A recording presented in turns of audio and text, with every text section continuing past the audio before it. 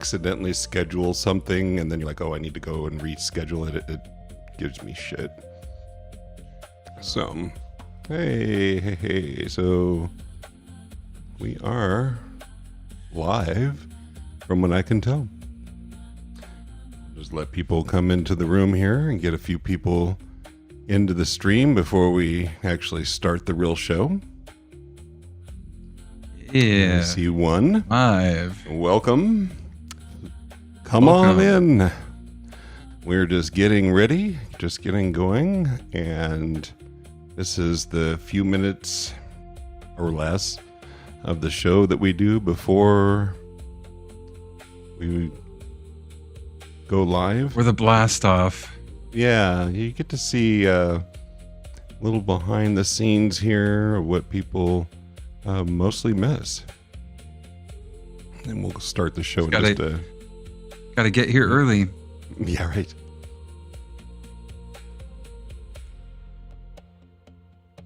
Welcome. Come on in. We have a total of one in the room. Enter, everyone. Yeah. We now have two. Thank you. Welcome to the pre-show. We're about ready to start.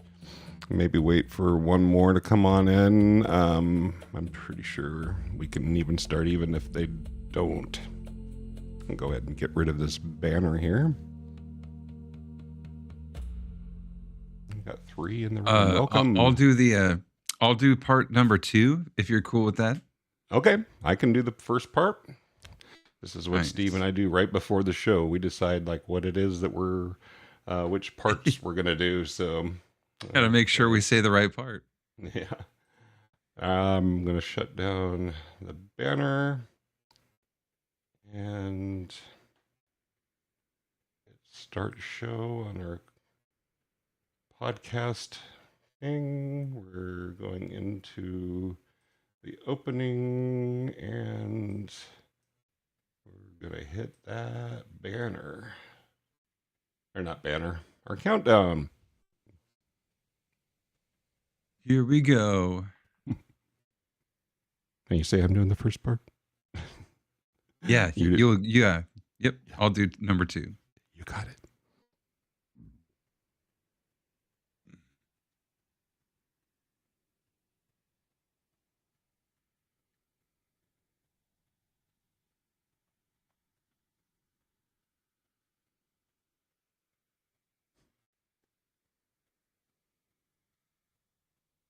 Government IT workers by day, persuasion enthusiasts, and verbal cage fighters the rest of the time. If you'd like to level up your persuasion game to godlike levels, grab your favorite stimulant and prepare yourself for the persuasion hit of the day. It's the Persuasion Club podcast, and it starts now.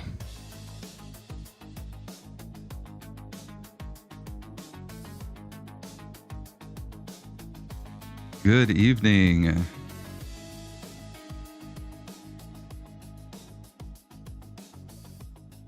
Hey, welcome to the Persuasion Club podcast. Could have used a little bit more loudness on that intro, but we won't blast everybody today.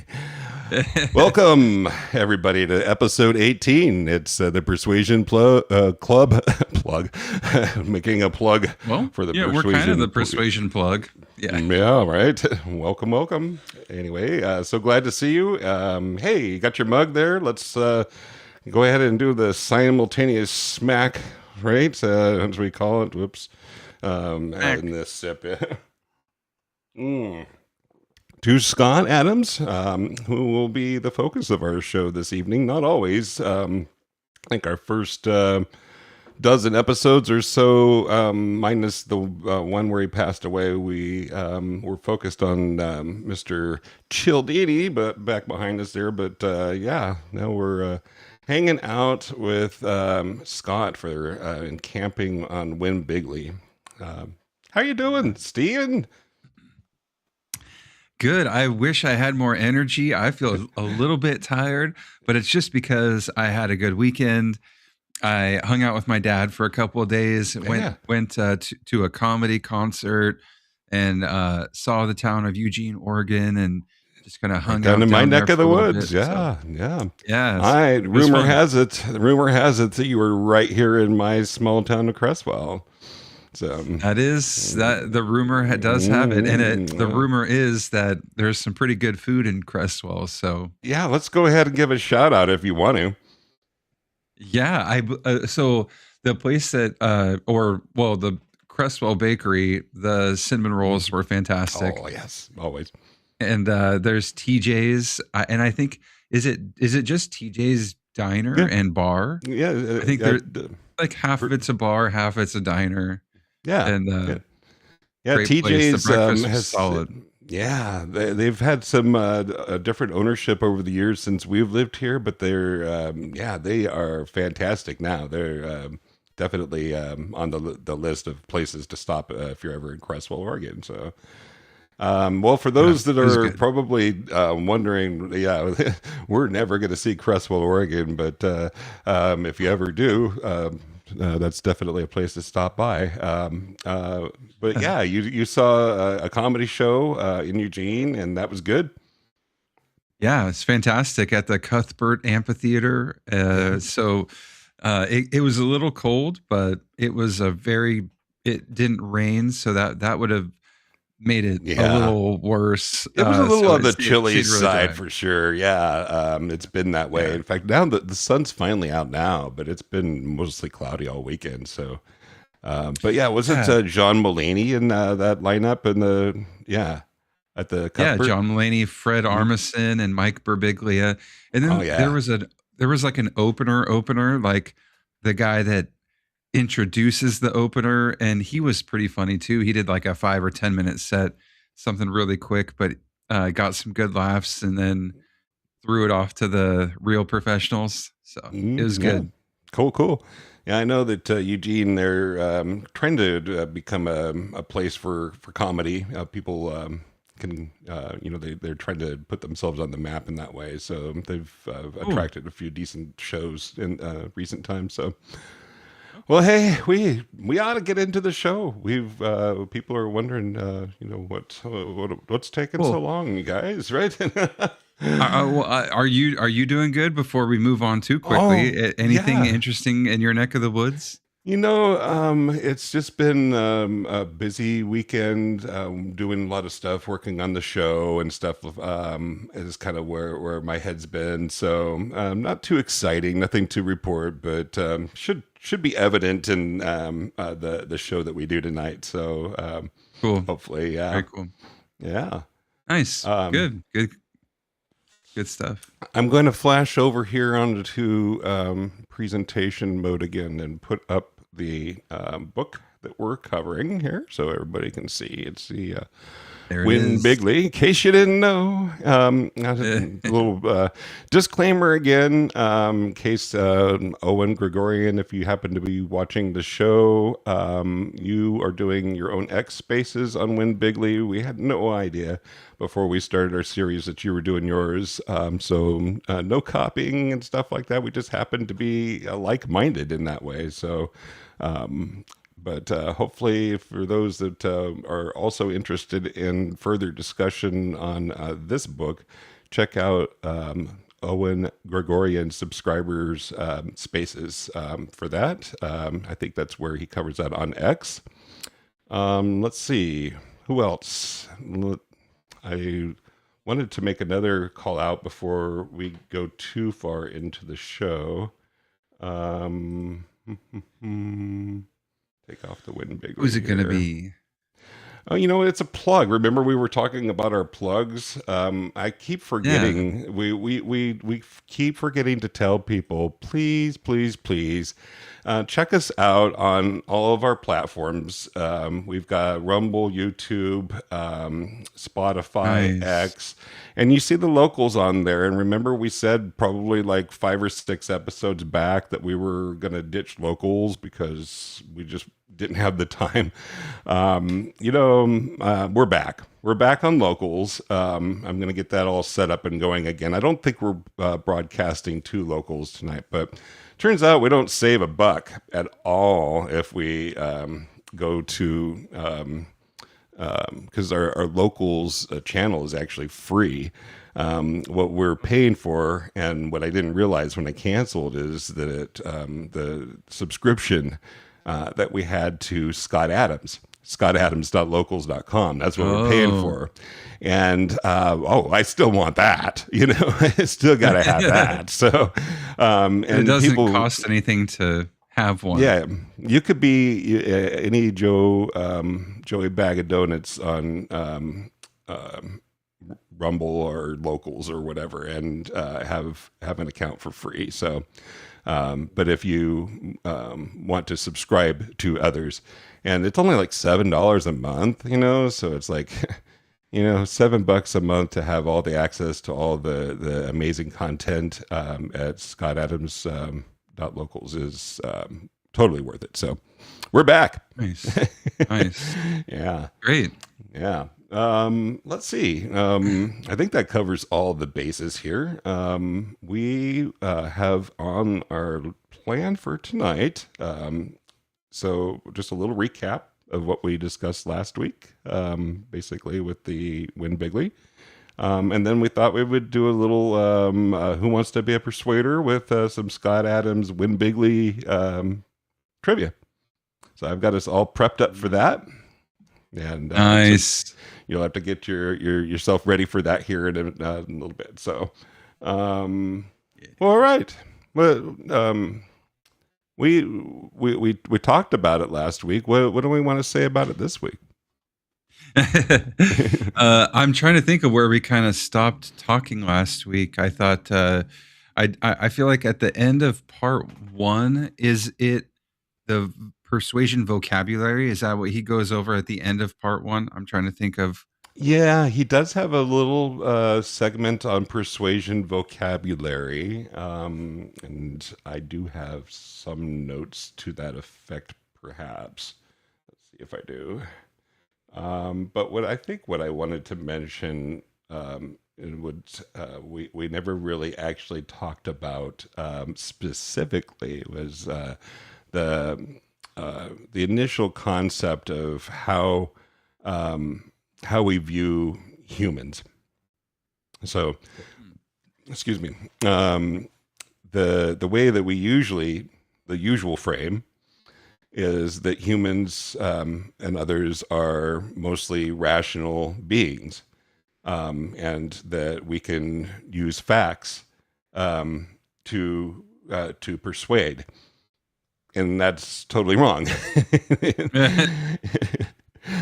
So, do you remember the term that he gave for people? There was. It starts with M and ends with bots. Moist robots. Oh, moist bots. Because like we're robots with skin, and okay. Yeah. And I know it's a kind of a weird word or phrase to use, moist robots. I'm not quite sure where he came up with that one, but I like it in a funny, quirky kind of way. But another swig on that. But moist robots are essentially programmable, I think, is what he's trying to say there. And so, but they're programmable in ways that we might not normally imagine. So we think that the facts are going to be the things that work, but that's not. It's totally. Well, let's see. What does he say? Essentially in the book, that in fact, in a world where facts don't matter, it's persuasion. So that's a good saying. Yeah. I guess we did talk a little about that one.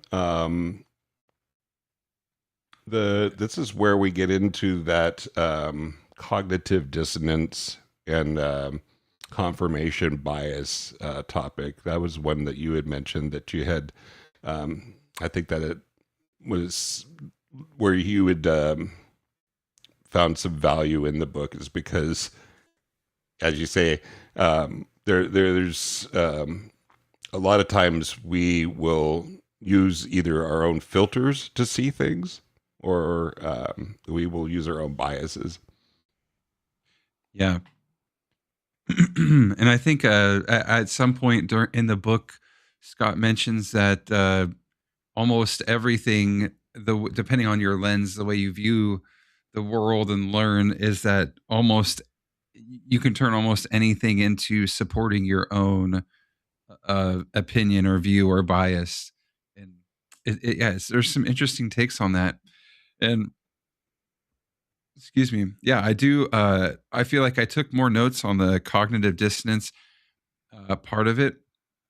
Confirmation bias, I feel like it, and we can go through those topics. I don't want to like rush through them or anything, but Yeah. uh, Well, yeah, they're since this is very, just the very interesting. recap, we don't really have to dig into them all over again, but it's definitely something to think about in the world of persuasion that we wanted to make sure we highlight before, especially before we get into some gameplay here where some of those might come up. Yeah. Yeah. Well, like, yeah, I feel like just thinking about how people behave differently than they normally would, depending on the situation, the reaction. I was trying to think of, have I, what kind of examples could I think of have experiencing cognitive dissonance or noticing it in someone else? Uh, do you have any examples or? So that is one of the things that the book does point out is that a well trained persuasion master. Oh, I think we lost Steve there Oh, for a my second camera there. went out. So Yeah. Okay, I so don't know you're what still with happened. us, but your camera's not. Yeah, Yeah. I'm sorry. No, you keep. Go ahead and see if you can get that back, and I'll try to keep us going here. But Yeah, I think what you were saying, the well trained persuasion enthusiast or master, if you will, or especially I think the well trained hypnotist, mostly, will be the ones that are able to spot cognitive dissonance in others. What is most unusual is for a person to spot cognitive dissonance in themselves. yeah, And yeah, and it makes sense because it wouldn't be cognitive dissonance if it weren't. Usually, you can't know that it's happening if you can spot it. So, um, yeah, yeah, mhm. exactly. I feel like maybe there's times where you can catch it after it's already been taking place, and you know, if you have Sure. the ability to kind of step back from the situation during the situation. Otherwise, yeah, it's usually in the future you'll either be told or you'll realize at a later time, like, oh yeah, that was pretty bad. But in the moment, there are people who are recognizing that. I think that's why it can also be embarrassing to experience cognitive dissonance in a public setting or where there's other people around you. And then some people take that cognitive dissonance online, like to Twitter or X and social media, and that's where they end up making it public, and Oh yeah. everyone's thinking, "Oh my gosh, this person is experiencing something. There's some cognitive dissonance going on with this person." Oh, and that's where we got into that other concept, the two movies on one screen, right?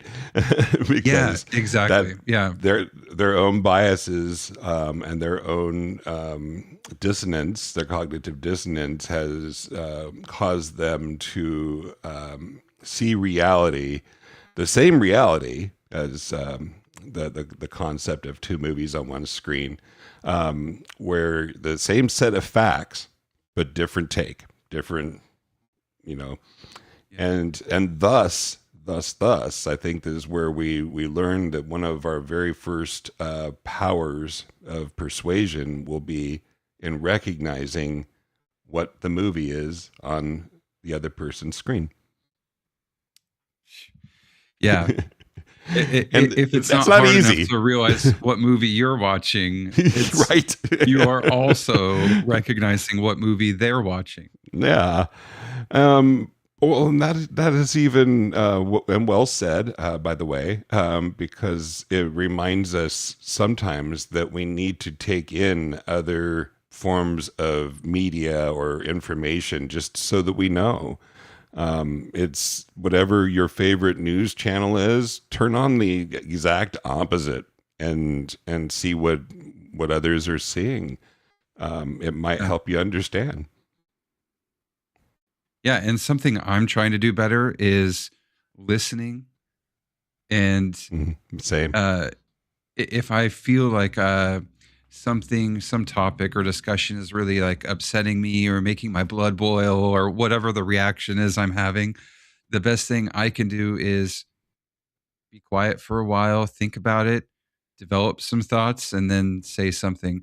Or if you're in a group and this is happening in a group setting, I feel like talking is not always the best option. Sometimes just being quiet and listening and trying to take in the situation is the smartest move. But What was that term that you used last week? It was the quiet confidence, wasn't it? Or something along that line? a quiet confidence does come up.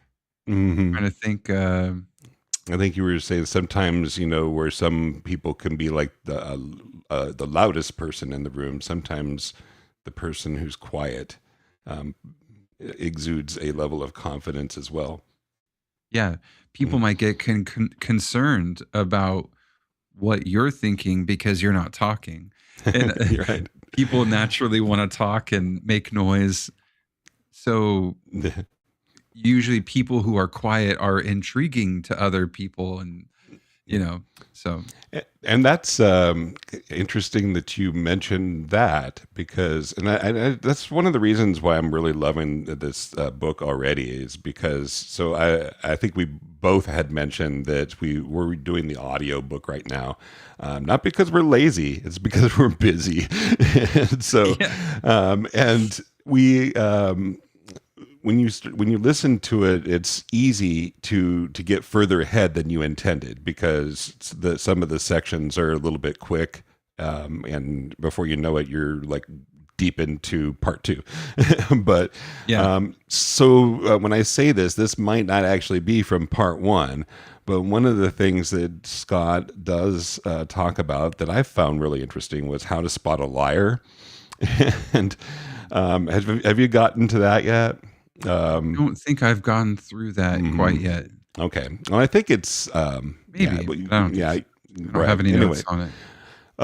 but again, it's where it helps when you build up your persuasion skills. And in his case, he was talking about hypnosis skills, which is one of the reasons that I am somewhat interested in hypnosis, because um, to spot a liar, you kind of have to first of all be able to see their facial expressions and things like that. Those are kind of a lot of their tells and stuff like that. But one of the things that I think is funny is they always want to know, like, what do you know?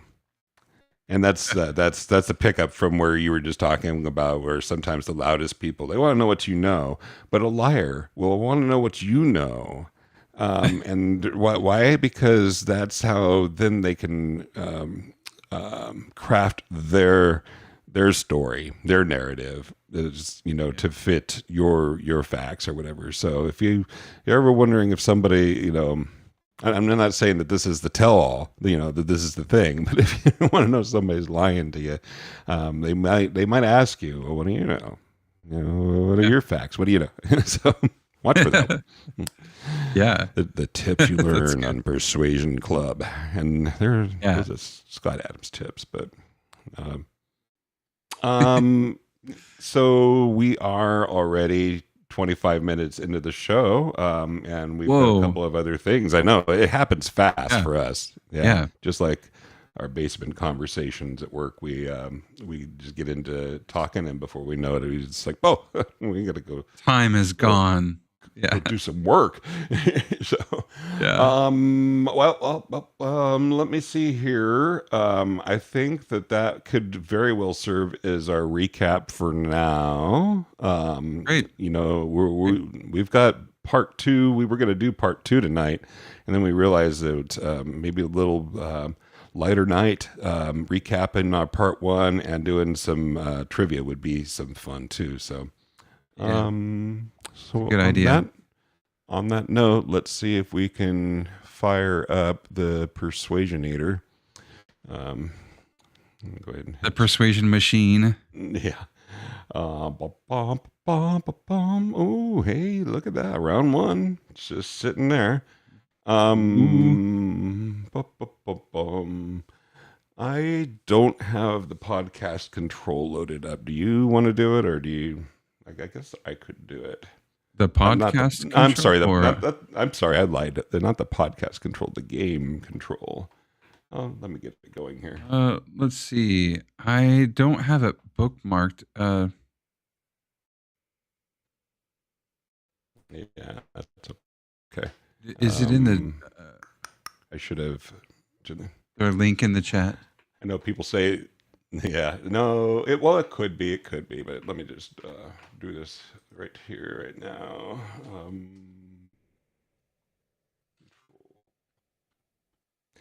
Yeah, this it looks like we have control, but this is actually just in the podcast software that we're writing. It's actually flipping control over to our game. When I do that, I actually have to make sure I have the game up in the browser. But here we Yeah, are. I'm trying to load it too, but you'll get there. I'll get there. Yeah. You know what we could do? Just for fun, we could maybe do these together, or maybe if you want to take a crack at one, I take a crack at one like we usually do. How do we want to do that? Together, as do you want to alternate or both consensus on the same question? I'm cool with either. Yeah. Well, why don't we do this round together, and we'll see what we get. Cool. Yeah. We could have some fun with this, and hopefully get the audience involved. Yeah. All right. So together we're going to figure out. Adams says that smart observers most often misread persuasion because they evaluate political messages as if the audience were doing what? Is it A, responding to tribal identity cues, or B, punishing every factual error equally, C, following party leaders automatically, or D, running a policy comparison spreadsheet?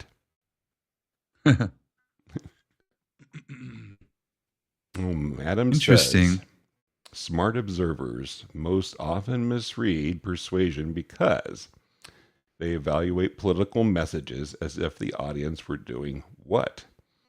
You have any thoughts, Stephen? In my head, I think that I don't really 100% know because I asked. I made him tough. On purpose. Yeah. I wanted to actually make us really think about these. So, because earlier we're talking about like facts don't really matter. So Mhm. punishing every factual error equally, I would think that would be what would cause you to misread the situation. It would be thinking that factual errors matter and we should punish them. Yeah, right. But also I could see it being that people are just following political leaders or party leaders automatically. I don't know. That's a tough one. What do you? It is a tough one. Well, I'm glad that they're tough because I think that really prompts like some really good discussion. I think we could rule out option D. Yeah. Um, I don't see there being anything about punishment in there, so I think that could rule out option B. So I think kind of Okay. what you said, it's probably A or C. So is it tribal identity or is it following party leaders? Let's see. Let's think about that. Most often misread persuasion. Like tribal identity in my head doesn't make sense because I Mm-hmm. don't like oftentimes find myself having that. Mm-hmm. So uh I just ignored A. Okay. I would lean Lean towards if C. you've eliminated B, then I would lean towards C. Yeah. Hmm. All right. Well, this is just a game, and I think that what are we on the hook for? Like $1 here or something like that. So, Yeah. We could always restart um, and try to yeah, no. yeah. Well, yeah, we've got 10 rounds that we can pick from, and we could do some more with. So let's go ahead and see what happens. Let's go with C. Are we ready to call that our final answer? I think yes, I think so. I'm nervous. Okay. We're What if we locking in on the lose? final answer. And sorry, folks, that yeah, we still are don't have the sound effects rolling here yet. Maybe next week though. All right, here we go. And Oh no, you're no. fucked. Oh my gosh, it's It's D. Are you B. serious? I guess Oh man. so. What? Yeah. Whoa. All Number right. question number one. Oh We man. blew it. We blew it. Well, it was hard. It was a different one. So running a policy Seriously, what the comparison spreadsheet. yeah. I mean, Okay. I guess yeah, because I mean, yeah, okay. I wouldn't think in my head. I'm thinking that doesn't. But No, if hey, no. if Adam says it, then there's probably some context that we're missing. But Yeah, we might have to look that up and see if we can find out more of the story behind that. Anybody in the chat know? I mean, we don't have a lot of active folks in the chat tonight, but yeah, like yeah. what does it mean to run up? I mean, okay, so does that just means that like every policy should be treated differently because nobody's comparing? I don't But know. Yeah, I don't know. it's Interesting. kind of interesting. All right, well, let's do this next question. Maybe we'll have better luck. On our version of the game, you get to keep going even if you screw up. So, That's beautiful. isn't Beautiful. it? Yeah, it's we're all inclusive here. So, in Adam's framing, why can a message with thin factual detail still dominate a more detailed argument? Is it A, because experts secretly prefer simplicity? B, because voters cannot remember numbers at all? C, because salience and emotional direction can matter more than detail density? Or D, because repetition is legally protected? Hmm. All right. Now these are not as simple as the ones that we were doing before. But let's think about it a little bit. Okay. This is a real challenge. Mhm. Hmm. In Adam's framing, why can a message with thin factual detail still dominate a more detailed argument? Um, I would say so. If it's thin facts, it's what it's saying is that the facts aren't mattering. It's the message, the way that the message is coming across. So Yeah. C feels really strong to me because the Yeah. salience and emotional direction can matter more than the detail or the density. What do Definitely. you? I think Are that you C's drawn the to only that one one? in my head that makes sense. Yeah, because it's like it's playing to the emotion rather than the facts. Yeah. Okay. Let's lock in on C.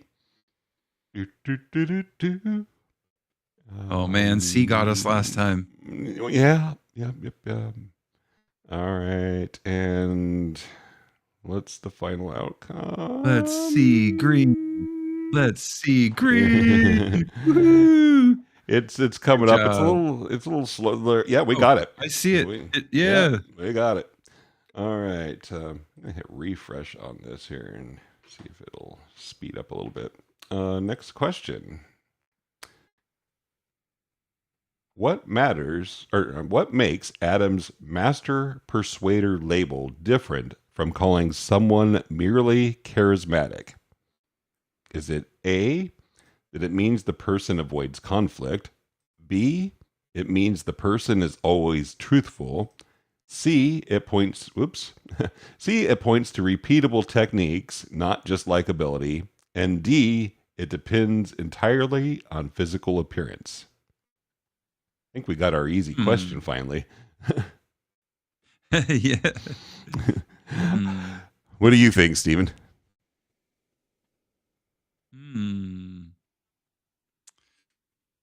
Well, I don't think it depends on physical appearance. No, not at Uh, all. no one's ever always truthful, so I don't think it's B or D. Yeah, good process of elimination there. So it means the person avoids conflict. I mean, that could be a good one. It points to repeatable techniques, but and not just likability. That seems to me potentially like that could be the answer. I don't know. What are you thinking? I'm in agreement. The ones that you've eliminated, B and D, for sure.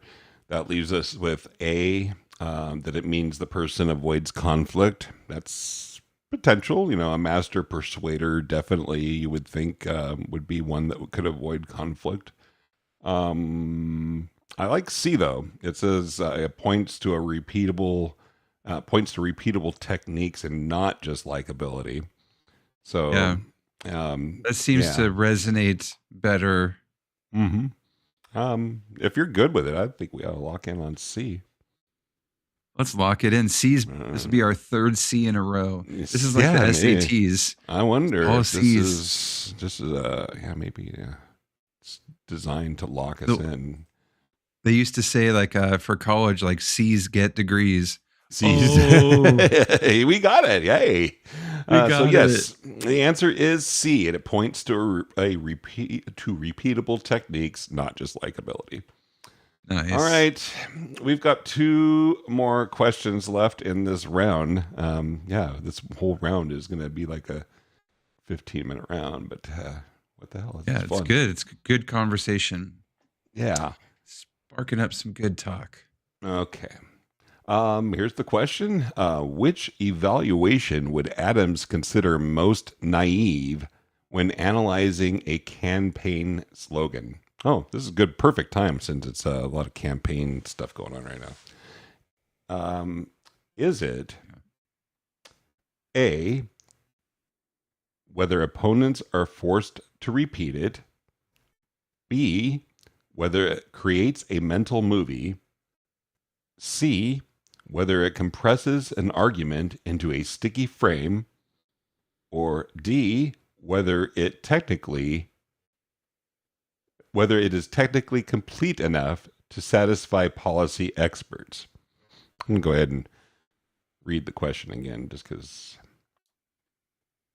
it's an interesting one. Which evaluation would Adams consider most naive when analyzing a campaign slogan? You have any thoughts on that, Steve? This doesn't sound familiar at all. That's my thought. What the heck? I am trying to think of when campaign slogans have come up. I Well, sometimes the teacher can put things on the test that weren't in the book. yes, the trick. This is the trick question. It could There's be an answer. I think we could. I think we could eliminate it down. Okay, let's try it and see what we can come up with. Yeah. So when we're talking about naivety or being naive when analyzing something, I'm just trying to think of, well, okay, whether it creates a mental movie, that doesn't seem to really make sense Mhm. in my head what I'm thinking. So B in my head, I eliminated. I would too. Uh, Because we're okay, looking for okay, the cool. bad So answer, right? B. We're looking for the Yeah, thing like that doesn't seem. It's like, which one of these things doesn't belong? Sesame Street, or yeah. What do you bum. think would be removed next? Well, Like you A, remove maybe. B. Yeah. I would A and C really. You'd get rid of both. hmm I Yeah, sticky think. frame. Yeah. hmm What I does that think even D's the mean? oddball in this one, but it could be C. Which our lucky C is in Charlie. Three in a row. Yeah, seriously. Yeah. We Um, should probably do Delta this time. do you think? I mean, we have lifelines too, and since we have two answers or two Oh. questions, that's We we might could need use to a use a lifeline. lifeline. That'd be Yeah. smart. Ooh. Unless you feel really strongly about D. If you do, I'd go with it. But otherwise, Hmm. I would say that the lifeline is a perfect thing to do since we have them. I mean, cool. why wouldn't we? Yeah, let's That do only it. makes sense. Okay. Which one though? I wonder if 50/50 I think will come in handy I in think the so. future, and so will asking people. But I think maybe asking the crowd would be Okay. And I would our say we best do the option. phone a friend, but I don't have any friends, so Oh, do you? you're my only Yeah, friend. yeah. You're already on the call with me. Yeah. Yeah. Let's see. Let's go ahead and do a 50-50 then. All right. Okay. Computer, eliminate two of the incorrect answers.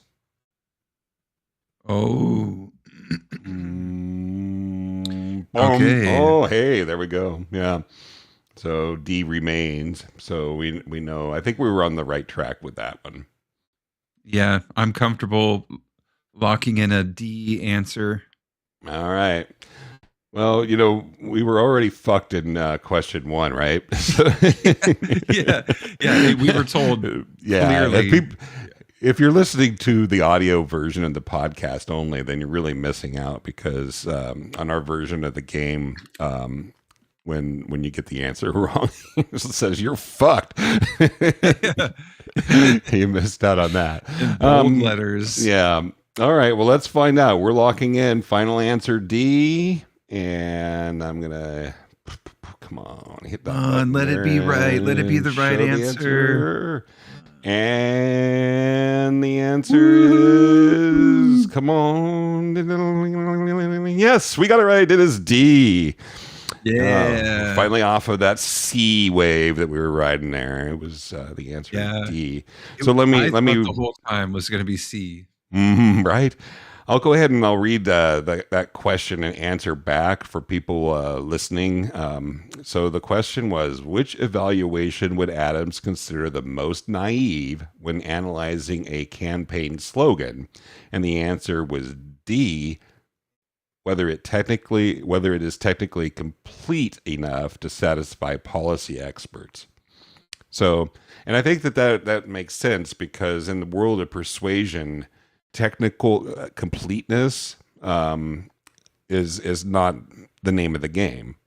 It's it's the persuasion is more about that emotional and how you make them feel kind of thing. So, all right. We have Chuck in the chat, and Chuck said Chuck D is as well. So thank you, back. Chuck. Hey, Chuck, good to Yeah. see you again. All right. Then we'll go ahead and hit the next and last question here. I'm going to try another browser refresh to see if it'll help speed things up because it's acting a little slow.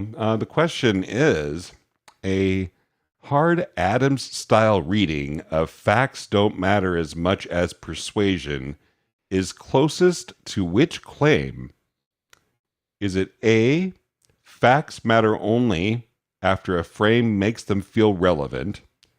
B, facts are invented by campaigns? C, facts never matter in any domain? Or D, facts are less important than party registration in every election. All right. Thoughts on that one, Stephen? Okay, I'm reading over the answers again because I'm reading facts don't matter as much as persuasion. What is closest to that?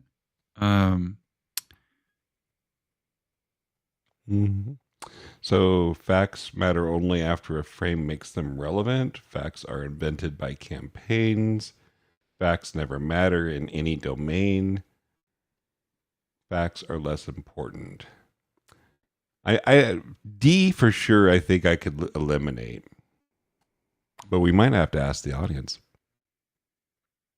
Yeah, we might have to use the ask audience. Chuck is throwing guesses into the chat.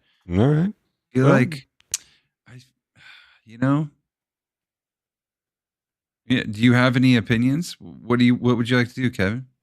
If it were me, I think I have maybe what might be the answer. But I don't know. I kind of feel like I don't want to prime anybody. I want to see what the audience says. Yeah, let's do it. Let's ask the audience. All right, let's do that. So I'm going to put 75 seconds on the clock. And here's how it goes, audience. Everything is working in a perfect world. There should be a URL on your screen now. You should see vote.persuasion.club. Give everybody a few seconds to get there. If you load that up in another browser tab or on your phone, if your whatever device is available to go to another tab, then you can go to vote.persuasion.club and you should see a screen that gives you an opportunity to get ready to vote. All right. So I was doing that slow on purpose so that we could give people a chance to get in there. But we're going to go ahead and start the countdown now. So whether you're ready or not, here we go. Vote now. Ding a ding a ding a ding. We need like some music playing, don't we?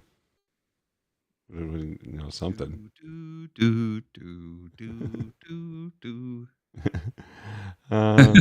Get us a little something going while we're waiting here. See if this works. It's not like suspenseful music, but it's music. Yeah.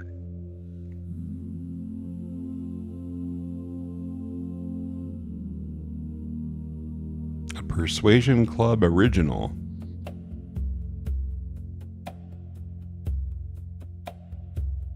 I just went to Guitar Center yesterday. Yeah. Played some drums. Oh, did you? Jealous. Yeah, it's a good time. I saw your shirt. I like the peanuts. The peanuts style. My sister got this for me. Yeah, Peanuts Rush. Yeah. Got the Rush band, but peanuts sized. Peanuts sized. Okay. Is that what that is? The Peanuts, yeah. Peanuts or Charlie Brown style. Yep. All right, so it looks like we have we have votes. We have votes. So we have two. All right, and it looks like they're all pointing to A on this one, which is the one that I was going to pick. So I'm glad I didn't prime anybody on that one because I think that people would have been like, "Oh, hey, man." So, so facts don't matter. Facts matter only after a frame makes them relevant, and so that's basically saying that like facts do matter as much as persuasion, or is it saying that? Yeah. Okay. Yeah, great. I think that's what the question is designed to kind of throw you off, I think, and so you're thinking almost reverse of what the answer ought to be. So facts matter only after a frame makes them feel different, aligns well with facts don't matter as much as persuasion, I think. Okay. So, so the A is the answer the audience selects. I think that's our final answer. Is that right? Yes, sir. All right, let's go ahead and lock final. Come on. And Let's see it. there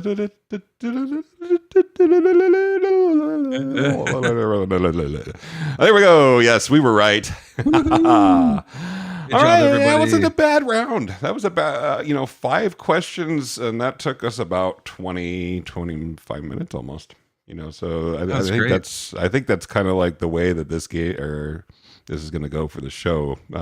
We tried to That do a was great. 15 that first time we played the game, and then we had the 15 questions. I think that Yeah. lasts like forever. So Yeah, those were longer, but not. This was good. I like the teamwork, and the challenge was pretty solid this week. yeah, for It's sure. good. Yeah. Well, I don't have the sound effect for this. We'll just kind of have to roll into it here. But our next item on our list was a little tech talk. So, TikTok. mhm. I'll put it in the editing when we're done. It'll be a nice theme or whatever. But Yeah, throw it in post. Afterwards. right, and That would nobody be will cool. will Yeah, be any wiser, right? yeah, yeah. Exactly. Yeah.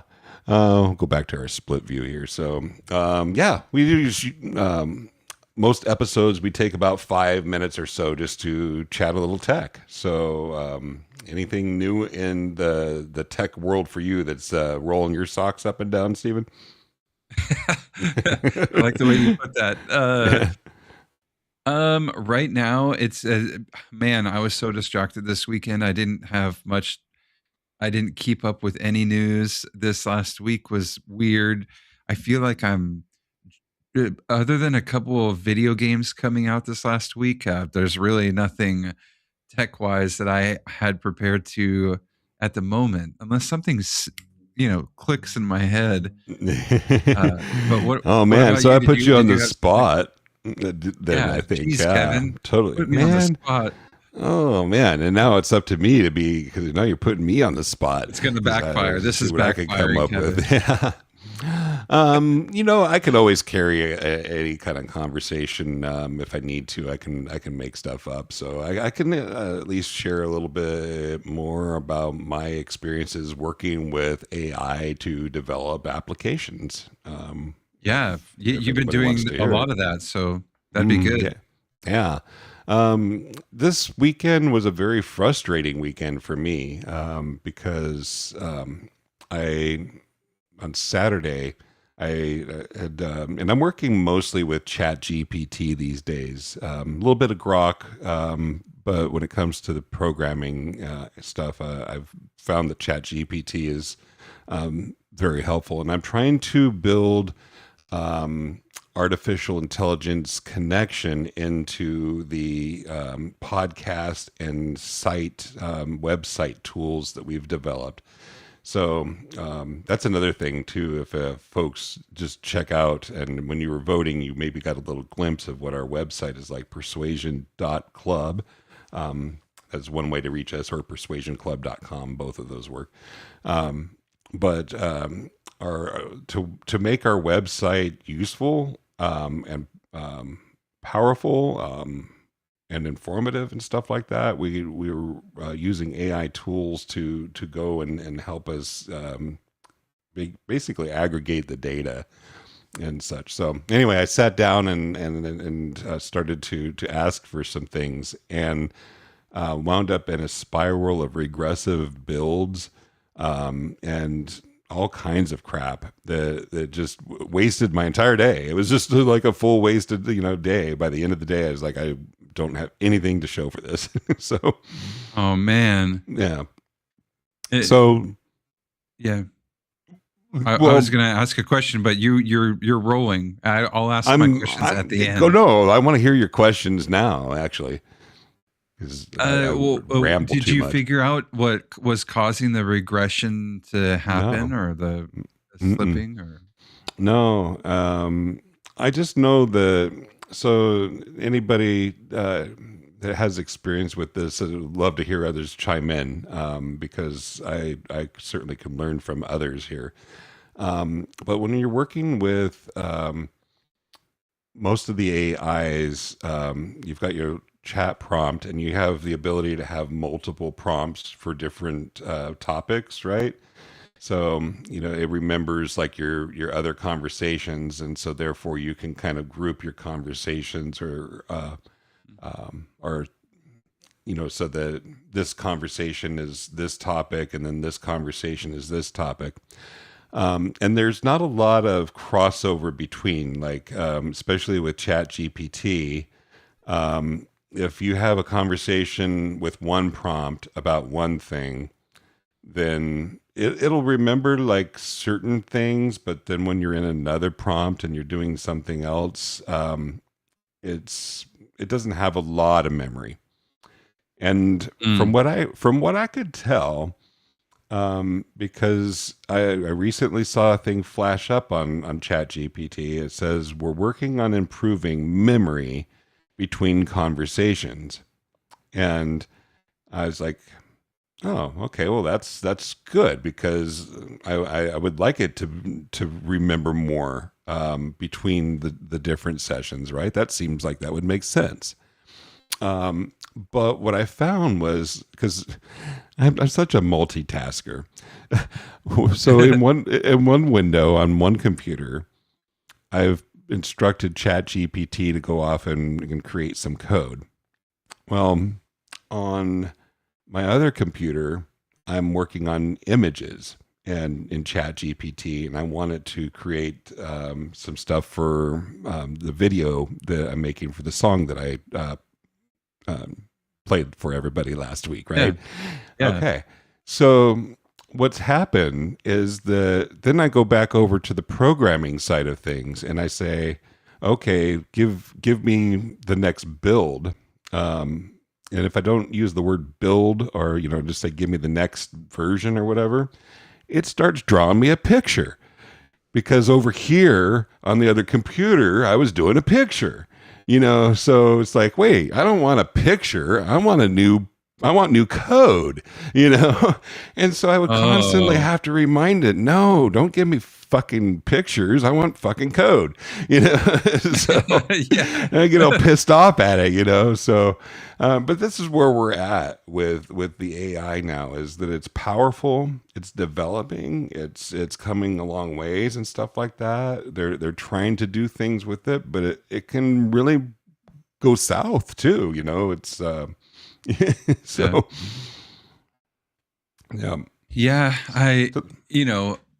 Some humans are forgetful, but that sounds like it sounds like it's something that they'll need to work out so that it can have better memory. And that, if it's really that smart, like, you should be able to multitask without it having big hiccups. Mm-hmm. So, it's good. It's good to identify like the weak points with AI, and then in the future, when those weak points get improved, it'll be like, oh wow, that's an actual improvement. Yeah.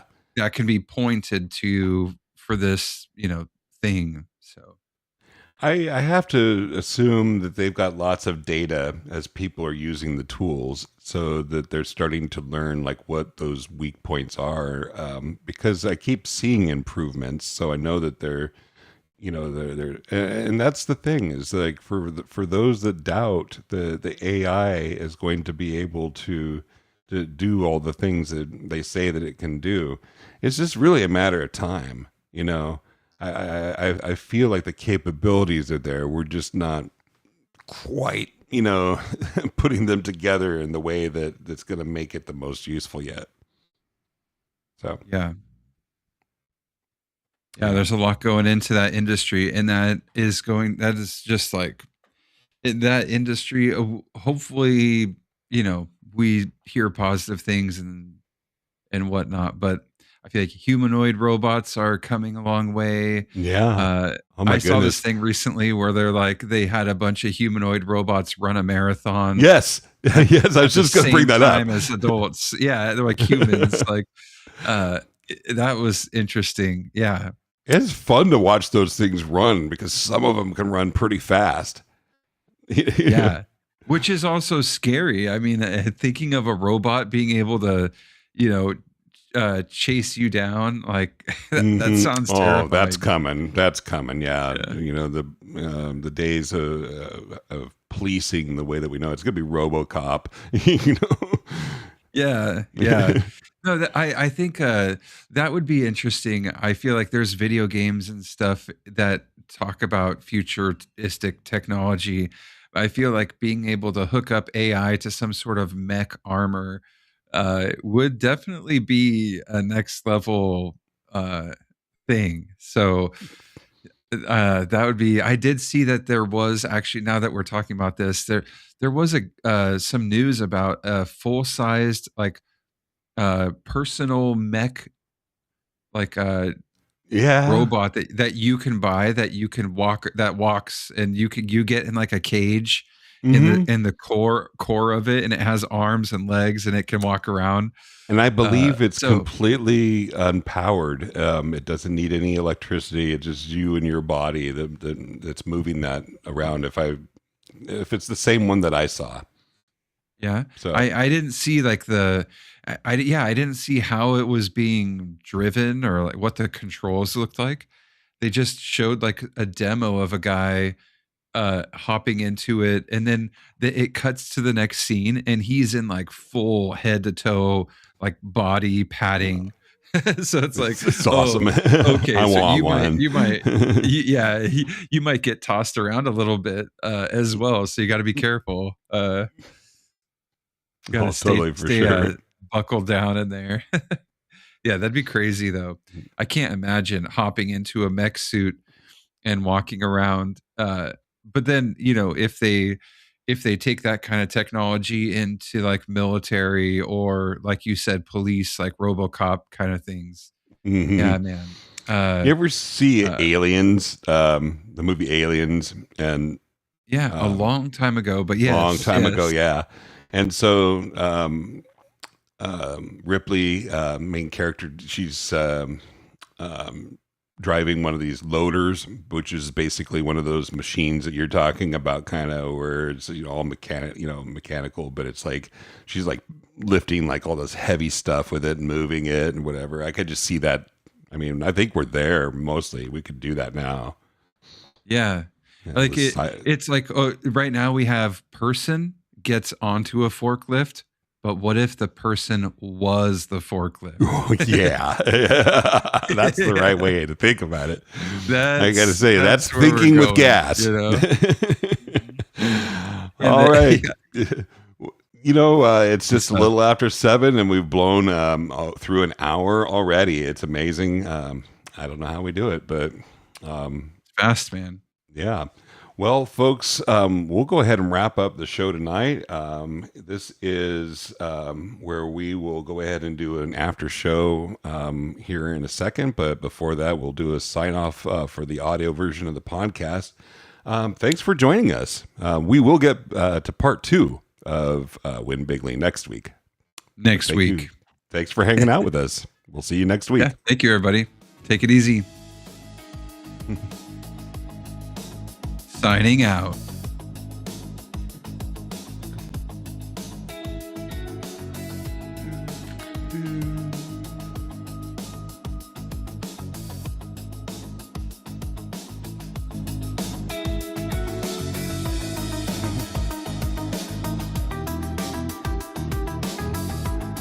Could do like the Police Squad TV show where at the end of the show they do, instead of freezing the frame, they just all stay really still. Yeah. Just strike a pose.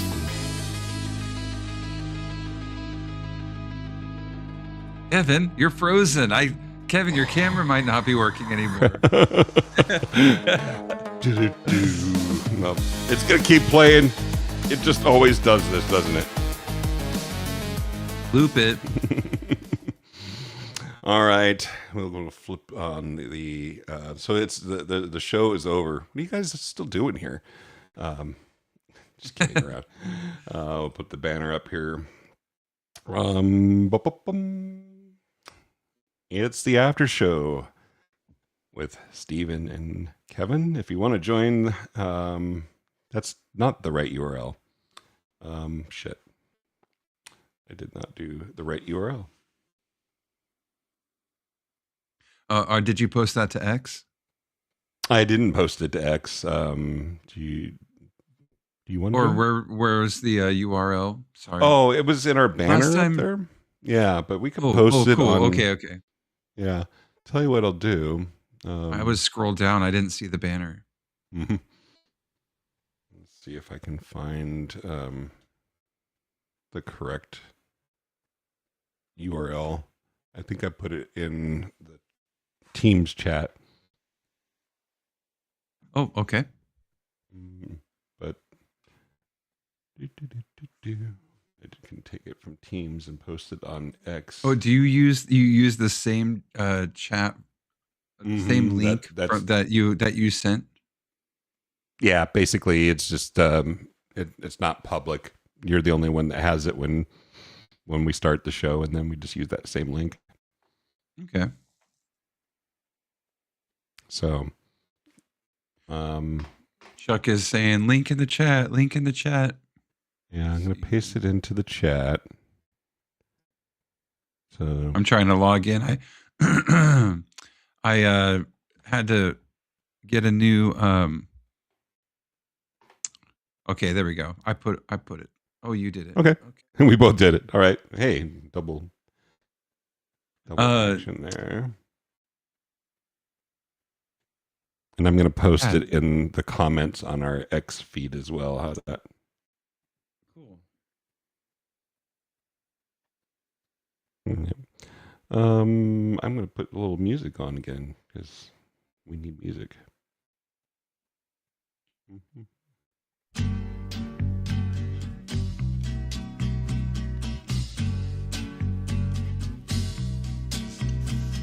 Almost sound like horse with no name. Oh yeah. This is a really interesting version of My Sweet Lord. Oh hey, it's Chuck. Hey Chuck. Hey man. Welcome. Can you hear me? I can, but I'm going to turn our music down a little bit. Music might be about the same volume. I can turn that down. Yeah.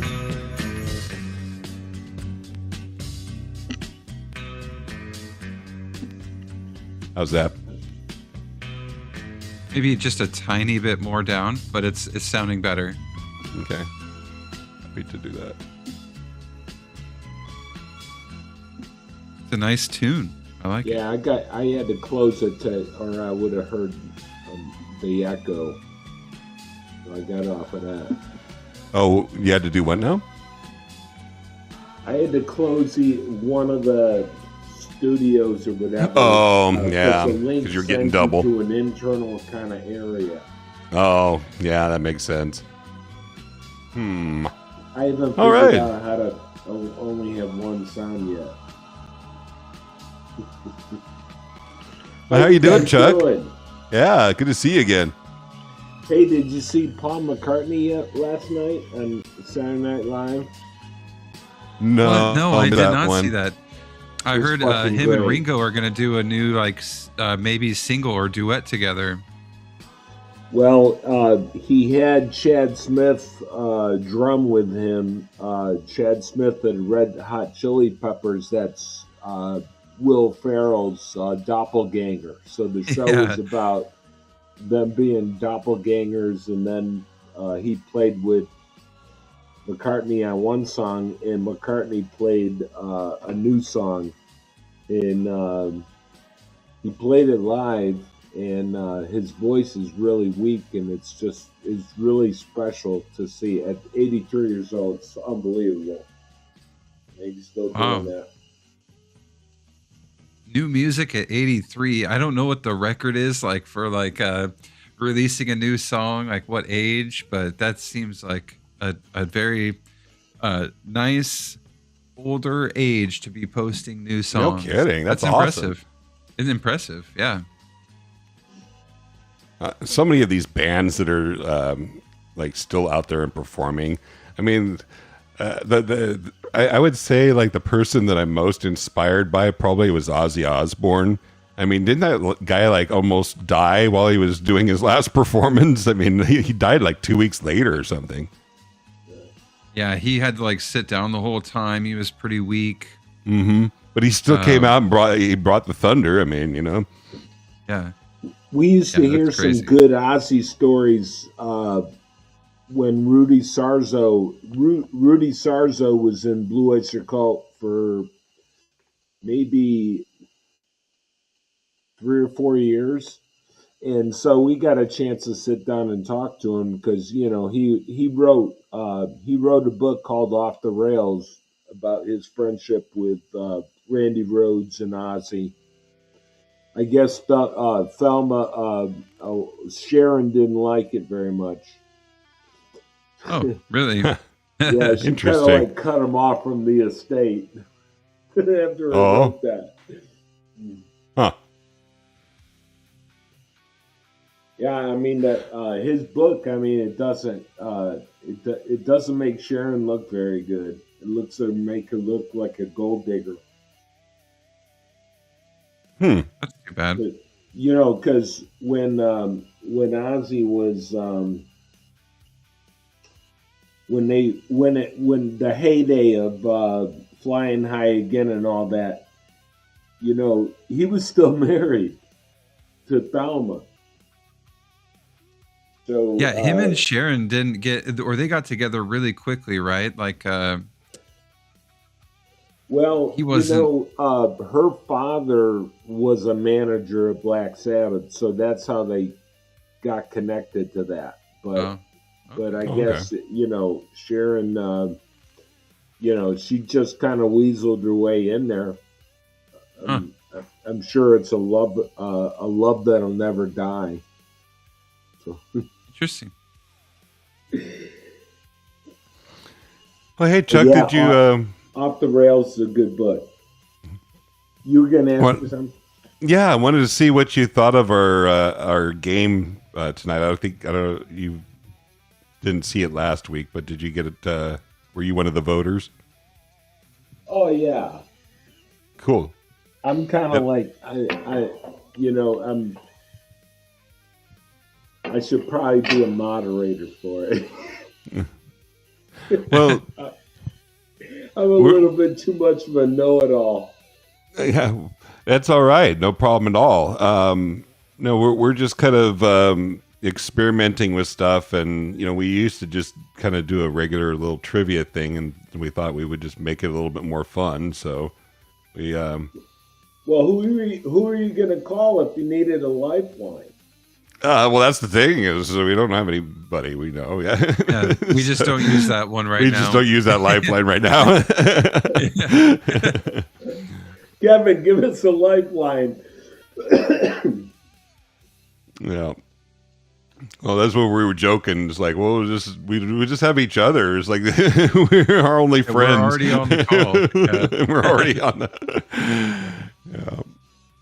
Well, you're supposed to know the answers. You can't, but you don't give out any questions you don't already know the answer for it. Oh, that's true. 101. That is Dan Bongino 101 for sure. And then we've developed this game system to where we can actually have a host moderate between, you know, and so we play host, but we could actually have somebody else, third party, be a host if we wanted to. So well, you know what Riotcast is? Where what is? Riotcast. Mm-mm. Riotcast. It was sort of like an online. It was sort of like a Rumble. But for comedians, and it was called Riotcast. And it was based out of New York and Long Island, and my friend Richie was on it, and the only reason he was on it is because he knew the people that ran it, and because he was music, and you know, he started his whole channel on that Riot Cast, just throwing shit up. And then when the pandemic came, he was he was basically running full concerts out of his basement, and running the tip jar, giving 3-hour concerts. Wow. One man bandish. And then in that process, they had a lot of content. They invited a lot of musicians to guest with them on certain things, and they got really good at recreating songs. And then they did a recreation of "Close to the Edge" by Yes. The entire I love that. Oh, yeah, that's fabulous. The entire album. So then John Anderson gets a hold of it and he goes, "Hey, you guys want to go on tour?" And it started in the basement. And where a lot of stuff does. And I went to go see him in Thousand Oaks, California. It was a fantastic show. John Anderson still can bring it. And they put out they released an album in 2023, and that darn thing hasn't left my CD player yet, or my iPad. And they're working on a second. I guess the second album is proven why John Anderson doesn't stay in bands for long. Oh, really? It's kind of hard to deal with. But they're going to be doing 2 albums. Can you imagine starting something in your basement and all of a sudden just being with one of your idols? The guy that'd be crazy. Got hooked up with Queen too. Yeah. Brian May saw Richie, the main guy in the Band Geeks. He did a Bohemian Rhapsody with all the parts. And Brian May got it and saw it.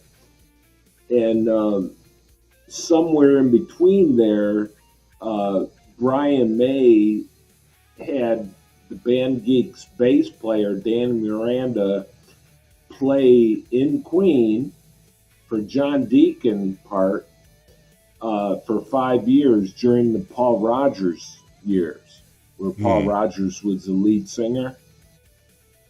And Danny Miranda was the bass player for 5 years. He's been in Blue Oyster Cult for about 30 years. But I guess Brian May, Danny was playing "We Will Rock You" out in Vegas, and Brian Mays came and sat in the orchestra pit. Nice. That would be so awesome. Said he wanted to shit his pants. Yeah, right. And he goes, "Hey, you gonna want to go on tour with us?" And then went out for 5 years. So they're different group now, but crazy. Yeah. Well, I just saw. So I hadn't been to a concert in 10 years. The last show that I saw was Rush in 2015 on their last tour. Now they're going to be back on tour again, so I'm going to see, minus Neil Peart, of course. I'll be seeing them in October. But about 4 weeks ago, I saw Joe Satriani and Steve Vai. That was a fabulous show. That was the music I just had. Well, I tie everything to Blue Oyster Cult. Joe Satriani was in the Guitar Army on the Imaginos album from 1988. Joe Satriani. Oh, no shit, huh? Part of that, yeah. Wow. And Rush, okay. Rush's Geddy Lee's tech is a guy by the name of Tony Geranios. And okay. His nom de plume is Jack Secret. And Jack Secret, invented some things so Getty could play the keyboard and the bass at the same time. Yeah. And Tony's brother George was Blue Oyster Cult sound guy for like 20 some years, and he did all the live albums, and he did my concert too that I did with Buck in 1997. So, but that's the Rush connection. Nice. Rush started opening for BOC, and then BOC opened for Rush when Rush got big. It's funny how that goes sometimes. Yeah. Well, they were big buddies. They were, because Tony, Tony kind of like got absorbed into Rush, but he was Blue Oyster Cult's roadie before that. Okay, So did not know that. He's a big part of Getty sound. I love how Getty has like all of those washers and dryers and chicken rotisserie and all this stuff on stage. It's all just to hide all the freaking amps and everything that he's got back there.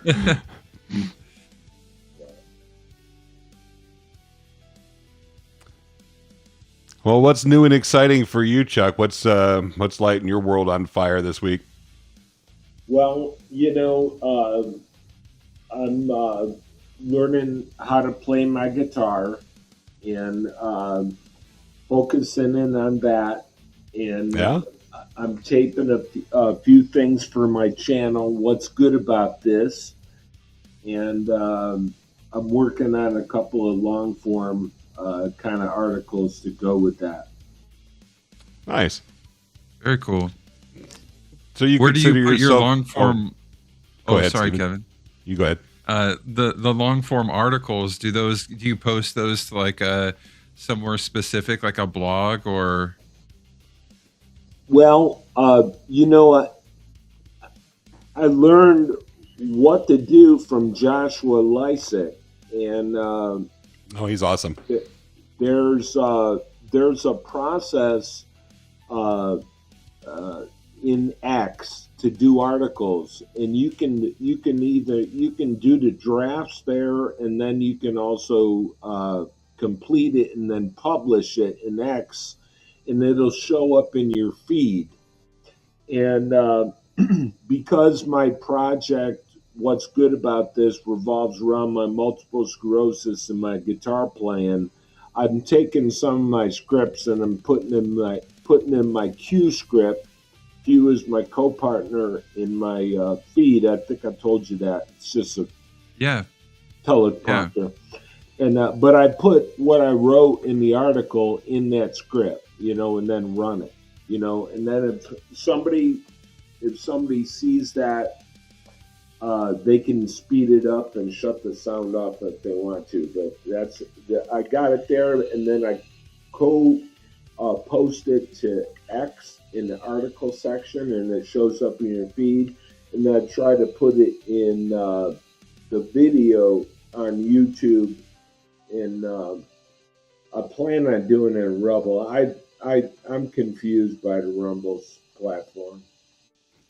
Tell me about it. We're not necessarily fans of Rumble. I'm real confused, and it's I don't like the fact that I have to beg for money just to get somebody to join me on a feed or something, and I just want to be retired. I don't want to make any money. Yeah. So, on this, I don't want to fuck up my disability, because I got on. It was hard getting on disability. Mm-hmm. Yeah, and you start making a little bit of money, and then all of a sudden they want to come after that and swipe some of that away from you. Yeah. Well, it's just not. It's one of those things. It's how everybody ends up. As most people start things as a hobby, and it turns into something different, and then all of a sudden, money gets involved. And I don't really want that. I'd rather avoid that, you know. So I don't want to start, you know, building up uh, locals, rumbles when I'm not expecting to, you know. I'd rather somebody just, you know, build it up one person at a time, just like you guys, you know, Hmm. one visitor at a time. Let's bring it on, you know. All you can do is take one step in front of the other. But Rumbles, I mean, they want you to throw the whole party before you're even collecting any money. How is somebody supposed to make a decision on whether they want to absorb your content? Yeah, yeah. Because from what I understand, it's really hard to get your stuff in front of people on the actual platform itself. It's like you almost have to just go and, like post on X and every other platform that you can, trying to get people to go and look at you on Rumble. And it's like, whereas YouTube, I think, is a little bit more easier for you to get out there in front of people, and some of the other platforms too. I think, as Steven has mentioned, what was it, Twitch or something you mentioned, Steven? Yeah, Twitch is a pretty widely used platform for streaming. They have like NFL, like they do Thursday night footballs streams for the NFL. Twitch is owned by Amazon, so they definitely have a strong backing. But their whole platform is just live streaming. There's really no like one thing is better than the other. There's a lot of just chatting. There's a lot of uh, people do everything on the platform. So, but that's the one that I kind of have used for the past, like, 12 plus years. That's so I'm way more familiar with Twitch than Rumble. Although I like that Rumble provides their own studio. Twitch provides something, but it never worked properly. Uh, s- uh, I guess some could say that maybe about Rumble's Yeah, studio, but right. it does ultimately work, and it is nice to be able to multi-stream to different platforms through Rumble. So I think they have a good thing going, at least that they've started, and I feel like Rumble probably just needs to progress quicker to keep up with, you know, so that they don't just like sit there and dilly dally too long and then crumble. You don't want to be called crumble. So Right. unless you're Crumble. the cookie place, yeah, yeah, Yeah, right. That's funny. I never really thought about that. That might have That's been a bad choice of names. that's tragic. yeah, Yeah. yeah. You don't want that to be your legacy. So they need to put in some more effort into making progress quicker so that they don't get called crumble. So Oh man. Throw our creds up there again. nice. I can't do any. Yeah, I can't focus on anything live. I have to do something where I can upload what I so I can put an eye on what I did. 'Cause, Yeah. you know, what I see and what message gets signaled to what I saw are two different things sometimes. Yeah. yeah. Sure, that makes sense. Each their own. We force ourselves into this thing, and I don't know why we do it.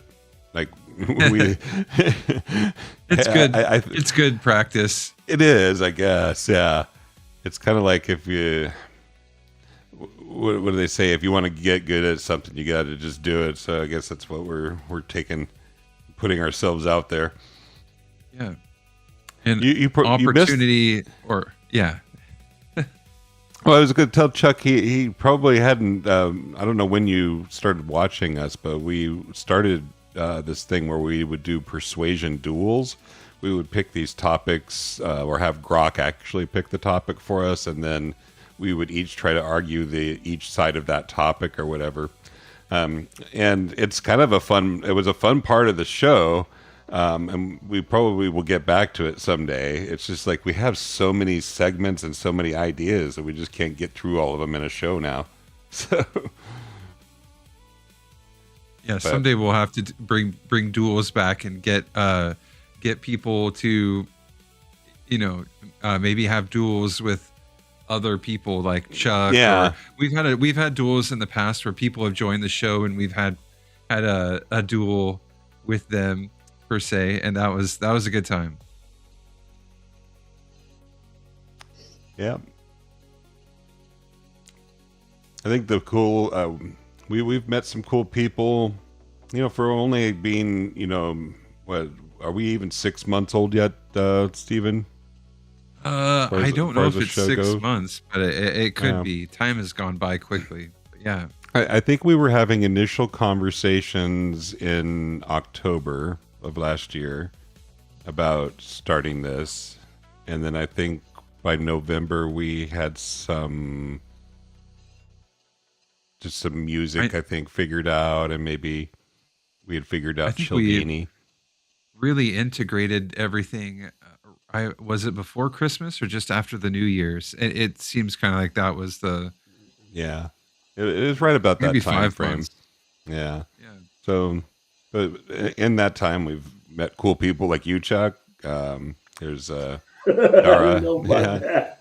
No, I'm not kidding you. You're cool, man. Anybody that come and hang out with us is cool. So nice to have you on. You have good hobbies and a good outlook on things, so it's nice to talk to you. Yeah. Let me tell you what I have so far. I have a couple of conference room cameras that are really nice. That's not what you see here. This is just a computer, little dinky Nexago or whatever. But I have a OC Stream Deck, a Go Stream, and I haven't figured out how to be connected, because that when I'm connected to the OC, I get all the camera views. My camera views that I have available are on my uploaded videos that I've done so far. Oh, okay. So that's what I have so far. But I'm too dumb to figure out how to work the OC. It's things like a computer all by itself. Yeah, it's kind of tough, and I bet I know what you're thinking. Or for me, especially when you go live, all of a sudden it's kind of like, what button do I push? What do I, And so even if you've practiced and you've done it before, it's for some reason when you're live, it changes everything, and it's like you forget what things you got to do. At least that's what happens to me. It's like I always like think I have everything figured out, and then right as we go live, it's like, You see my dog? Yeah, hey dog. Yeah. Dima the ballerina. Very nice. So what else do you do in retirement? Play your guitar a lot, I guess, huh? Well, we don't we don't live too far from our grandkids. I'm the civics teacher of our homeschooling. Oh, nice. Yeah, we homeschooled our kids. We've gone through the Rush Revere books, and we're going over the Constitution and the Bill of Rights, and nice. And the part of our homeschool and our area is pretty advanced, and nice. We had a wax museum in our homeschooling a couple of weeks ago, so the kids dressed up like a different character, in history. And then, in my oldest grandson, he dressed up like George Washington, so it was a nice little nod to Poppy, the class I was teaching to him. That's cool. Homeschooling's really cool. I was the I don't know if they'll let me do the third grandchild because I'm kind of out of it mentally now. But I did. I was the MC of 2 graduation classes in, Nice. Nice. for our homeschooling, and it was fun to interview these kids. What do you want to be when you grow up, kind of thing. What are your hobbies? You know, get some really good answers. It's nice to, it's nice to see these homeschool kids are really, really good kids. A whole bunch of them. Is a lot of homeschooling nowadays? Is it remote, like done online, or in person still? I would say the homeschooling that I'm familiar with is that the parents have arranged that one spouse is going to be the earner and one is going to be the teacher. And Yeah, but for like the it's teaching not part online. of it. I mean, Oh, okay. they're not online at all. Okay, Okay. the trade shows that sell the curriculums for the homeschooling is real big business, but it's hidden. It's sort of like a underground culture. And but when they run it, my daughter will go and she'll buy books for the whole year in one weekend, and she'll and she already knows exactly what curriculum she's going to be doing. So, but it's all there's certain things like take for example, there's different avenues of when you start the kids to read compared to doing other things, and it's successful in a number of different ways that I see.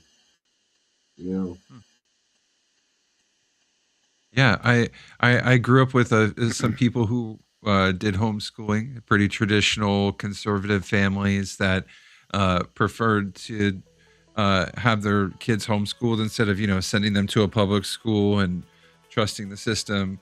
And so I just find it interesting now that I'm also preparing to have a kid here in the very near future. So it's like I've been thinking about schooling and how does that work and what are all the options that are out there. Since my wife has experience with homeschooling, or at least being a subject of homeschooling, we've talked about it because it's been part of our lives. I knew people growing up, and she went through it, but yeah, it's just I was thinking like, oh, do they do like remote communities for homeschooling now? I'm just not sure how that works. Yes, yes. The Okay. answer is yes. That's not what I'm experiencing now, but I know that is advanced, and it really took off during the pandemic. Before I Okay. forget, you guys, you're thinking about having kids, right? That's what I'm you about said. Yeah, 4 I've weeks had away two. from having one. Now, Yeah. my daughter, the doctor is she turned 48 on Saturday. The I got a doctor, that's awesome. 48-year-old That's daughter, yeah, man. yeah. That's yeah. Well, that probably It's feels a little crazy. weird, huh? Well, I have a 30-year-old she daughter. she lives out in LA, and I asked my son-in-law, I said, hey, is this Spencer Pratt breaking through? Is he piercing the local veil at all like he is nationally and on social media? He goes, no. He goes, I'm not paying attention to that. Haven't seen nothing. So they got work to do. Oh wow, interesting. Yeah, his commercials are fabulous, man. His Lego commercial was awesome. Well, my daughter don't have a TV. The what now? My daughter and my son-in-law, they don't have a TV. Oh, they don't. So, Okay. yeah, so how you getting through them? They're sort of like they're nearly off the grid. They didn't live in Really? Hollywood, Wow. Yeah, well, I don't know how you do it if you're for people that are off the grid, but I guess you got to get out there with signs and get people in the streets, man. Well, I did my part. I kind of like wedged it in there, so I'm going to continue on and ask about it. Yeah, all right, cool. If I got Spencer Pratt 2 votes, it'd be pretty cheap. Yeah, we got our Texas thing coming up. John Cornyn's going to get his retirement watch. Okay. Who's that? Sending John Cornyn to the ranch. He can leave Washington after his 24 years of nothing. Yeah, I don't know. I'm not familiar with him. Yeah. Well, he said that we ought to move on from Trump. Trump can't win. Oh, okay. He said, we have 1,200 miles of border. I don't think anybody wants a border wall.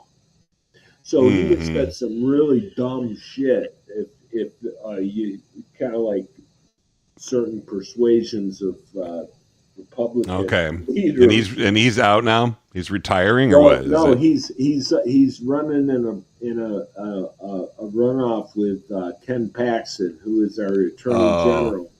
Oh, I see. And Cornyn is spending all of his money trying to make him look bad for getting a divorce. Oh, okay. Yeah.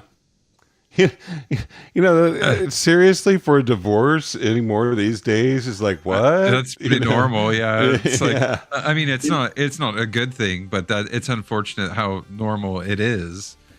Yeah. But if you saw that, you'd say a mole is running Cornyn's campaign. Okay. Huh.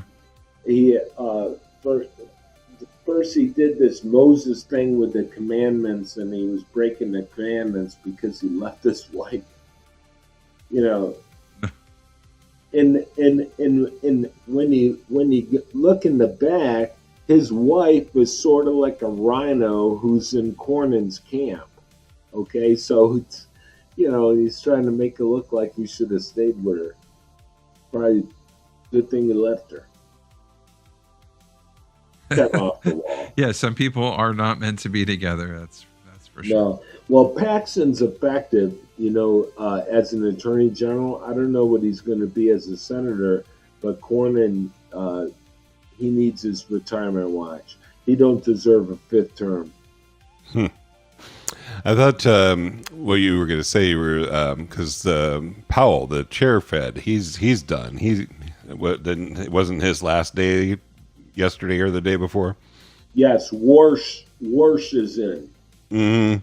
So we've got a new Fed chair. Okay. Well, it'll be interesting to see what happens. Face there, buddy. Yeah. Ooh. How you doing, Steven? Doing good. I might be needing to head out here. I was going to say I'm doing pretty good. Yeah. I am ready to actually call it a day because I've been working on getting ready for the podcast for 2 days. So I need a break. Yeah, you need a break, man. No, this has been good. A 40-minute after show, an hour show. This has been a pretty good Not bad. day. So. Not bad at all. Yeah. No, but so thank you guys. It's been a good night. Yeah. Thanks for the vine, guys. What's that? Yeah. I said thanks for the vine. Oh, absolutely. Yeah. Thanks for joining us. I'll go ahead and get us some exit music like we had last time. Fade this one out. Okay. Well, thanks everybody for joining us, and Chuck, thank you for joining us too. That was a very enjoyable conversation, especially because usually we just talk to each other after the show, and that's no fun. So yeah, that can be so boring. No, really boring. So at least, this at least keeps it a little bit more entertaining. So I guess we'll go ahead and sign off again now that this is more unofficial, and we'll see everybody next week, next Sunday, 6 p.m. on Same bat channel. So thanks everybody. Have a Same great bat night. time. See ya. Night. Have a great night. Have a good week.